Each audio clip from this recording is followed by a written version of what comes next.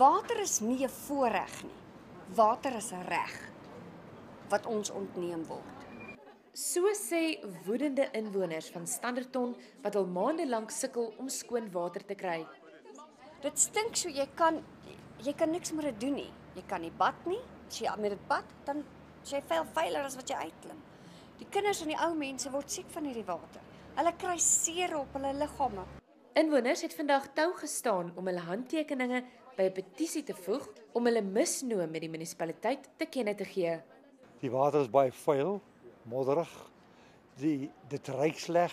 Ek kan nie eers daai water trek nie. Wat van hierdie kinders wat se maag pyn? Hoe verstaan die munisipaliteit dat daar geen pyn is vir die mense? Ons is nie diere nie.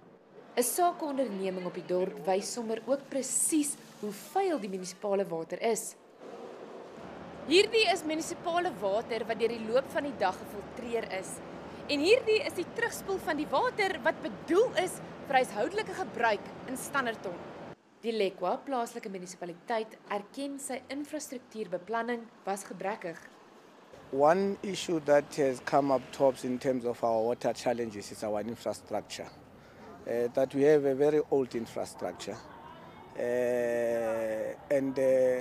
We could not or we did not actually have made enough maintenance budget available to deal with the infrastructure. Mkhonazi sê voldoende water en elektrisiteitsvoorsiening is die munisipaliteit se prioriteit vir 2014. Mia Slabbert, Unies, Standerton.